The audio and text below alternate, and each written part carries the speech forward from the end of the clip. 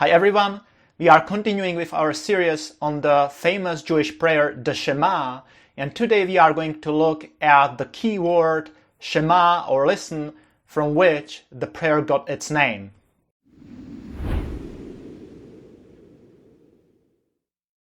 Welcome to our next video about a topic from the famous Jewish prayer called the Shema. If you haven't watched our introductory video on the Shema, I highly recommend you do so. To quickly summarize, the Shema consists of quotation from 3 distinct passages from Scripture, and that's the full version. The short version, on the other hand, is typically just a quotation from Deuteronomy 6, and it is also thought of as the original version.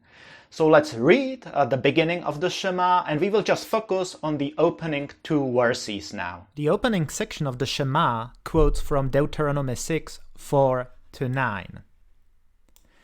We are, however, focusing only on the initial 2 verses, so let's read them. Hear, O Israel, the Lord our God, the Lord is one.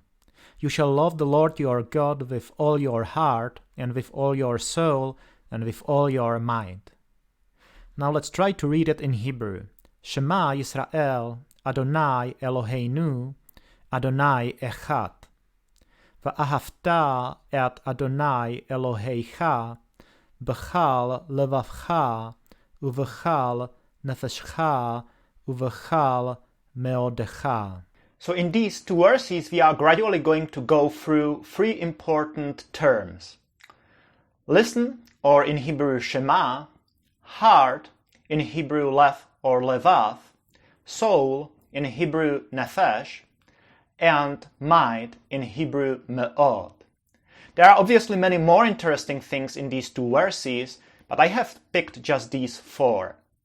And today we are focusing on the first one, the Hebrew term Shema, typically translated as hear or listen. So let's start digging. The Hebrew term Shema is quite a common word, occurring some 1,100 times in the Old Testament. The most frequent translation of the word Shema is some variation on the English word hear. This typically accounts for some 60% of the translations. Obviously, there are quite big variations between the various English translations. A good example of such translation is actually the verse that we are looking at together, where we read, Hear, O Israel, the Lord our God, the Lord is one. So here in this verse that we are examining, the word is translated as hear. The second most frequent translation is some variation on the English word listen. Clearly this is not much different from the translation here, but let's have a look at an example. In Exodus 6:9 we read, Moses spoke thus to the people of Israel, but they did not listen to Moses because of their broken spirit and harsh slavery. In Hebrew we read, Va'idaber Moshe ken el b'nei Israel v'lo shema'u. So right here we have the Hebrew word Shema in a 3rd person plural, and it's translated as listen. The last notable translation of the Hebrew term Shema, perhaps the most notable, is some variation on the English word obey. Why is it the most notable? It actually gets us on the right path to understand what an average Israelite meant when he said Shema. So let's have a look at an example. We are looking at Genesis 27. Rebekah is talking to her son Jacob, and she says, Now therefore, my son, obey my voice as I command you. In Hebrew that's ve'ata v'ni, Shema b'koli, and so on. So we have the Hebrew term Shema translated as obey here. In fact, we find here a Hebrew idiom, Shema b'koli, obey my voice, that's used to emphasize the obey aspect of the Hebrew word Shema. So that is the range of meaning of the Hebrew term Shema. As you can guess from the examples, it is about more than just about the audio waves getting into one's ears. It is about hearing and acting according to what one hears. It is a call to action. When Moses starts his famous speech to Israel saying, Hear, O Israel, or Shema Yisrael, he expects they will not only hear him out and then go and do whatever they want, but that they will actually heed his words. They will act according to what he is about to say. Then we read in the second example that the people of Israel did not listen to Moses. They did not Shema Moses. What is really meant is that they heard him, their ears were just fine, but they didn't act according to what Moses said. And finally, the word is sometimes translated directly as obey, to reinforce our suspicion that there is more going on, just like in our third example. And we are actually lucky that it means much more, that the word Shema is about more than just about the audio waves. Why? Because it works both ways. Not only when God speaks to his people, he expects them to obey him, but Scripture frequently turns things around. So when a psalmist says, "Hear, O Lord, when I cry aloud, be gracious to me and answer me," when the psalmist says, "Shema, O Lord," he obviously does not expect God to really obey him, but he is certainly expressing hope that God is not only listening to what he is saying and then is going to forget about it, but that he is going to graciously pay attention and satisfy the petition.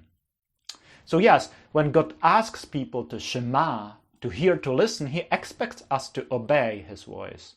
And when people pray to him and ask him to Shema, to hear, to listen, we are really asking him to act, to do something. To reinforce this, let's have a look at one more example. In Exodus 19:5, at the Mount Sinai, God promises to Israel, "Now therefore, if you will indeed obey my voice and keep my covenant, you shall be my treasured possession among all peoples, for all the earth is mine."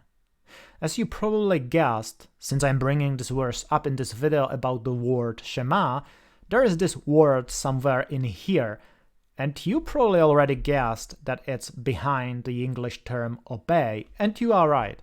But that's not all there is to it. So let's have a look at the Hebrew text.